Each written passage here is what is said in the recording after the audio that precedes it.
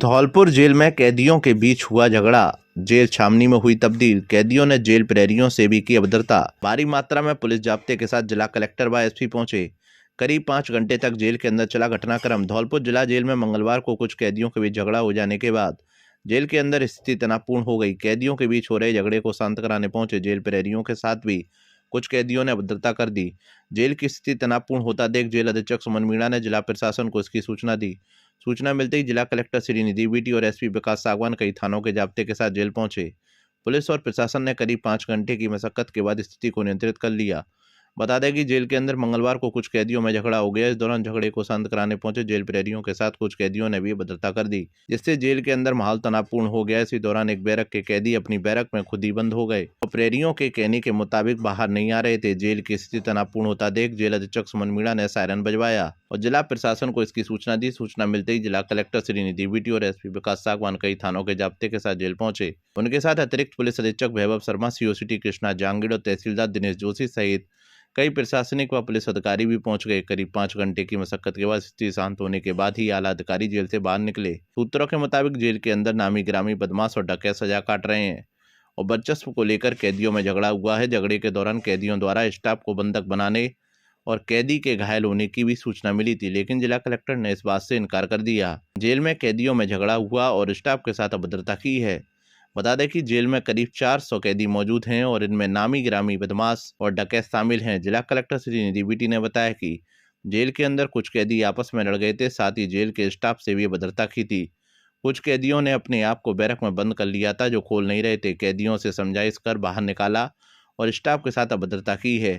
उसके खिलाफ विधिक कार्रवाई की जाएगी। मामले की जांच कर जेल प्रशासन रिपोर्ट भेजेगा। जो दोषी है उनके खिलाफ कार्रवाई की जाएगी।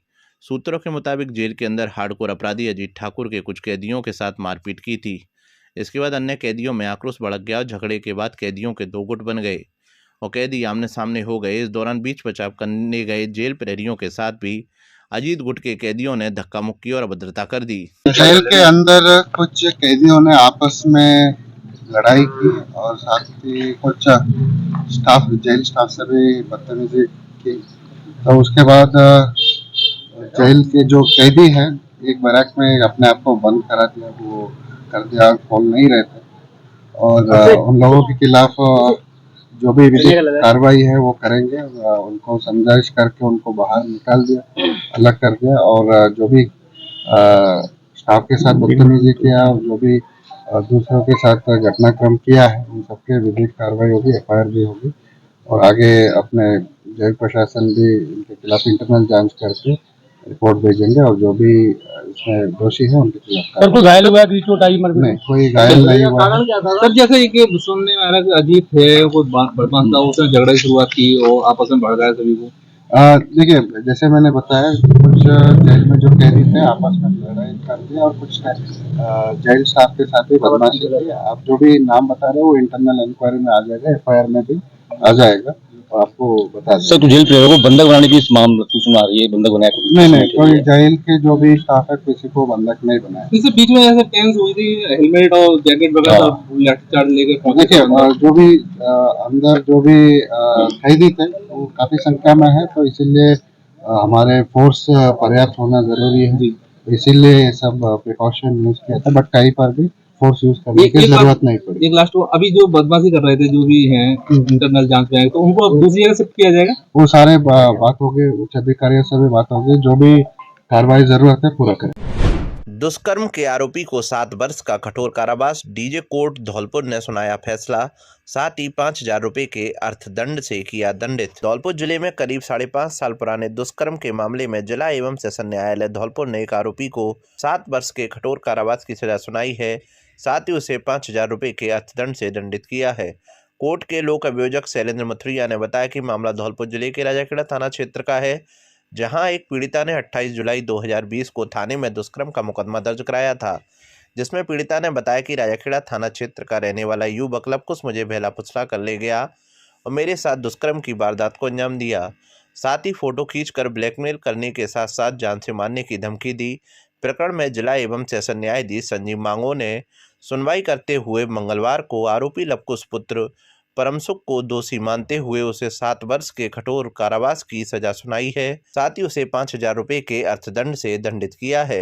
ये घटना दिनांक 28/7/2020 की है। पीड़िता ने एक राजाखेड़ा थाने में मुकदमा दर्ज कराया था कि उसके साथ उसके गांव के लड़के लवकुश ने जबरदस्ती खेत में बलात्कार किया है, जिसका मुकदमा दर्ज हुआ और न्यायालय जिला एवं सेशन न्यायाधीश महोदय के यहाँ विचाराधीन था 376 का मामला, जिसमें आज न्यायालय श्रीमान द्वारा मुलजिम लवकुश पुत्र परम सुख को दोषी मानते हुए 376 आईपीसी के तहत 7 साल की सजा सुनाई है तथा 5,000 रुपये का जुर्माना किया। पुलिस ने ट्रेस किए मोबाइल उनके स्वामियों को लौटाया। धौलपुर जिले के बाड़ी थाना क्षेत्र में चोरी हुए, खोए एवं गिरे हुए मोबाइल फोन को उनके वास्तविक स्वामियों तक पहुंचाने की दिशा में पुलिस द्वारा सराहनीय पहल की गई। मंगलवार को बाड़ी कोतवाली थाना परिसर में आयोजित कार्यक्रम के दौरान रिकवर किए गए मोबाइल फोन उनके स्वामियों को सौंपे गए। यह कार्य बाड़ी सीओ महेंद्र कुमार मीणा एवं बाड़ी कोतवाली प्रभारी देवेंद्र कुमार शर्मा के नेतृत्व में संपन्न हुआ। मोबाइल मिसिंग की रिपोर्ट दर्ज होने के बाद बाड़ी थाना पुलिस द्वारा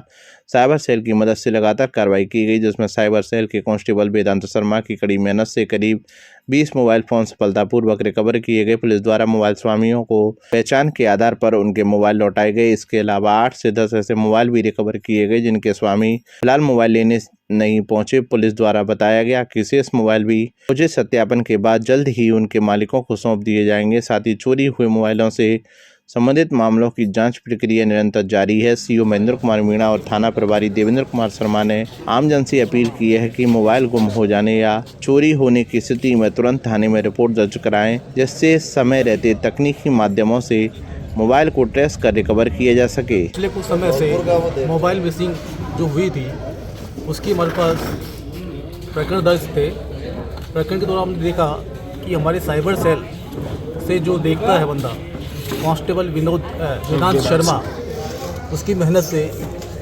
लगभग 20 मोबाइल रिकवर हुए हैं, जिनमें से कुछ आज लौटाए गए जो मौजूद थे और 8-10 मोबाइल ऐसे भी मोबाइल हैं जिनके भी मालिक लेने के लिए नहीं आए। जैसे ही लेने आएंगे उनको इनका आईडी लेके रिटर्न कर दिया जाएगा। साथ ही अगर किसी का इनमें से मोबाइल चोरी हुआ है उसके लिए हम अलग से इन्वेस्टिगेशन जारी रखेंगे। 3 बच्चों के दिव्यांग पिता की दीवार ढहने से मौत। धौलपुर जिले के सरमुत्रा थाना क्षेत्र के गांव खरौली में कोटरी की कच्ची दीवार गिरने से एक दिव्यांग युवक की मौत हो गई। जानकारी के अनुसार 35 वर्षीय दिव्यांग युवक पप्पू मीना पुत्र रामभजन निवासी खरौली मंगलवार सुबह करीब 9 बजे घर से शौच के लिए निकला था। यहाँ घर के पास स्थित कोटरी की कच्ची दीवार को पार कर रहा था। इसी दरमियान दीवार ढह गई, जिसके नीचे दबने से दिव्यांग युवक घायल हो गया। परिजनों को उसके बारे में जानकारी मिली तो उसे लेकर सरमुत्रा अस्पताल पहुंचे, जहां डॉक्टरों ने उसे मृत घोषित कर दिया। इसके बाद पुलिस ने सबका पोस्टमार्टम कराकर परिजनों के सुपुत्र कर दिया। सरपंच प्रतिनिधि रवि मीणा ने बताया कि युवक के पैर में इन्फेक्शन हो जाने के कारण 3 बार उनका पैर काटा जा चुका था, तब जाकर युवक की जान बच पाई थी। मृतक की पारिवारिक स्थिति बहुत ही गरीब है। मृतक के परिवार में उसकी पत्नी सहित सबसे बड़ी एक लड़की और 2 लड़के हैं।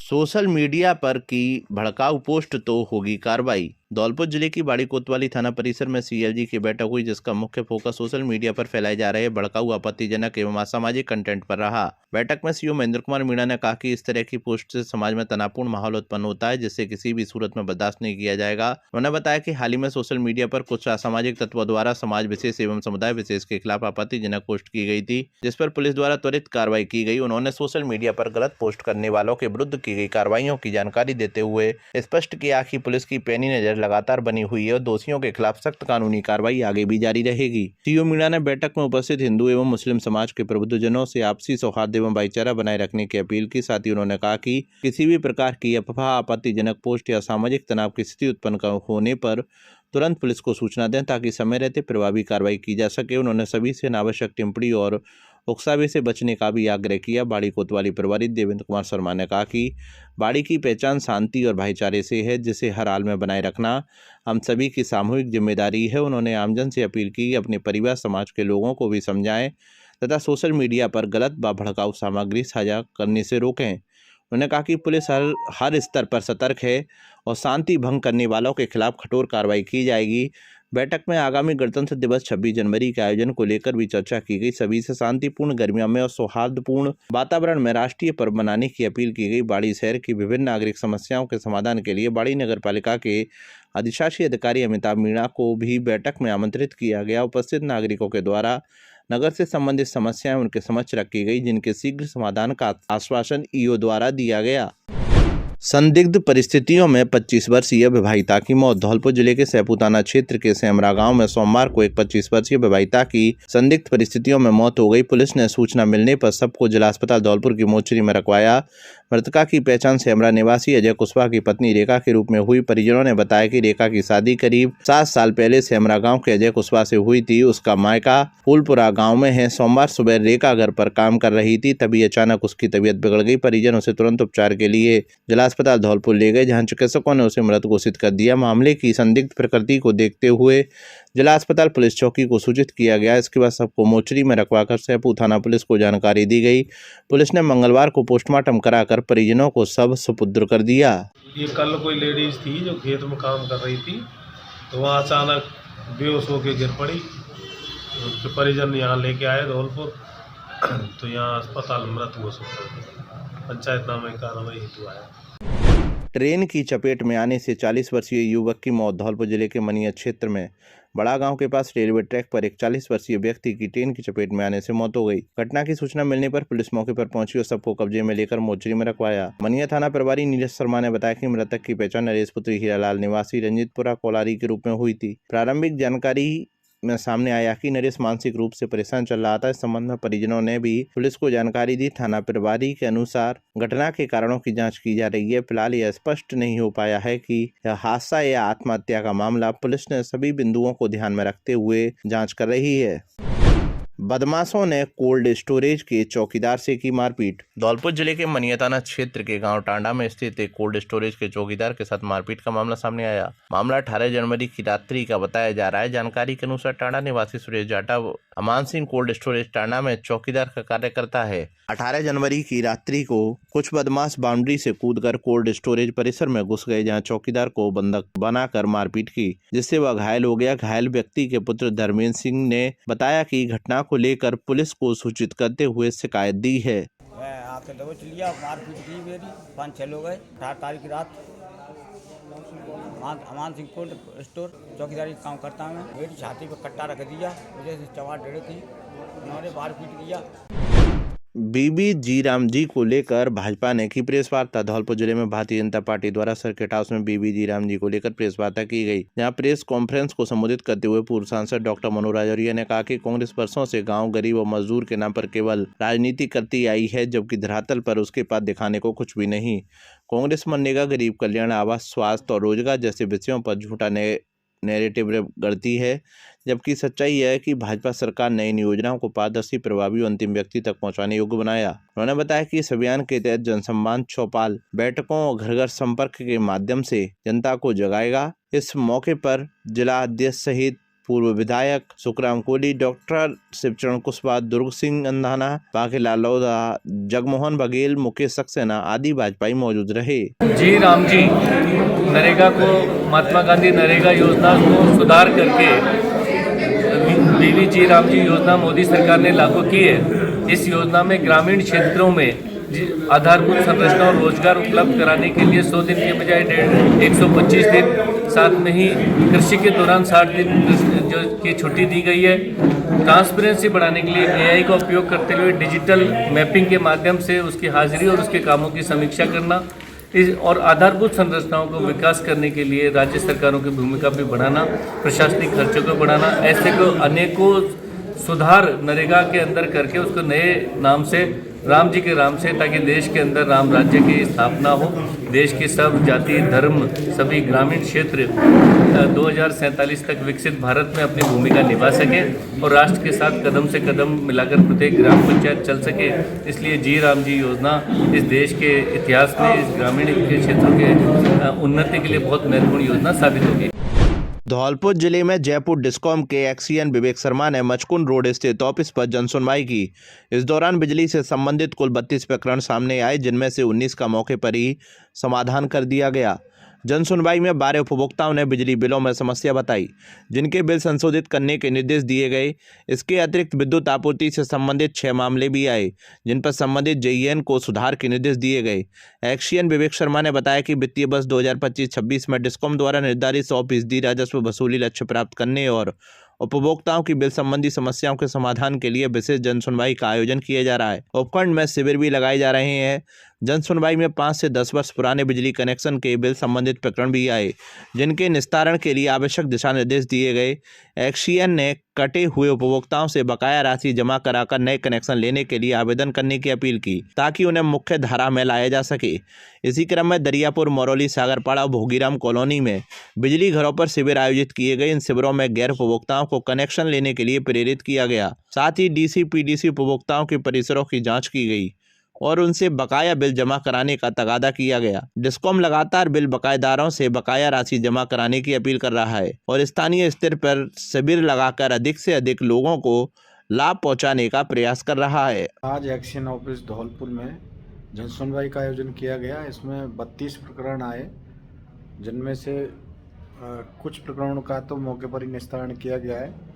इसके अलावा कुछ प्रकरण ऐसे थे जिनमें 7 दिन का समय उपभोक्ता को दिया गया है और साथ ही डिस्कॉम के जो संबंधित अधिकारी कर्मचारी हैं उनको भी निर्देश दिए गए हैं। अभी चूँकि 2025-26 वित्तीय वर्ष समाप्ति की ओर है और खंड में 100% राजस्व वसूली सुनिश्चित करने के लिए जो बकायेदार हैं उनसे लगातार तगादा किया जा रहा है। शिविर भी आयोजित किए जा रहे हैं और ये स्थानीय स्तर पर शिविर लगाकर नए कनेक्शन लेने के लिए और बकाया राशि जमा कराने के लिए कार्य किया जा रहा है। तो मेरा जो भी डिस्कॉम के बकायेदार हैं उनसे निवेदन है कि वो अपनी बकाया राशि तुरंत जमा करा दें, जिससे ट्रांसफार्मर हटके और कनेक्शन कटने की कार्रवाई से बचा जा सके। धौलपुर जिले में भाजपा नेत्री और राजाखेड़ा विधानसभा से प्रत्याशी रही नीरजा शर्मा और उनकी बहन मारीजा शर्मा के खिलाफ कोतवाली थाना धौलपुर में पुत्री मालविका शर्मा ने मंगलवार देर शाम नामजद एफआईआर दर्ज कराई है। रिपोर्ट में नीरजा और बहन पर मारपीट करने, फोन तोड़ने और करीब 3.5 साल से प्रताड़ित करने जैसे गंभीर आरोप लगाए हैं। एफआईआर दर्ज होने के बाद पुलिस ने पीड़िता मालविका का मेडिकल कराकर बयान दर्ज किए हैं। घटनाक्रम को लेकर पुलिस अधिकारी भी ज्यादा कुछ बोलने से कतरा रहे हैं। पीड़िता ने रिपोर्ट में बताया कि वह सुबह करीब 11:30 बजे ऑफिस जाने के लिए घर से निकल रही थी। किचन के पास से निकलते समय मौसी मारीजा शर्मा ने उसके साथ दुर्व्यवहार किया। उसने उन्हें वीडियो रिकॉर्ड करने की चेतावनी दी, लेकिन उन्होंने नहीं सुना। रिपोर्ट में बताया है कि इसी बीच मां नीरजा शर्मा आई और धक्का देकर फोन गिरा दिया, फिर फोन तोड़ने का प्रयास किया। रिपोर्ट में बताया है कि दोनों ने उसके साथ मारपीट की। इस बीच भाई बचाने आया। रिपोर्ट में बताया कि पिता अशोक शर्मा के निधन के करीब 3.5 साल से उसकी मां उसे प्रताड़ित कर रही है।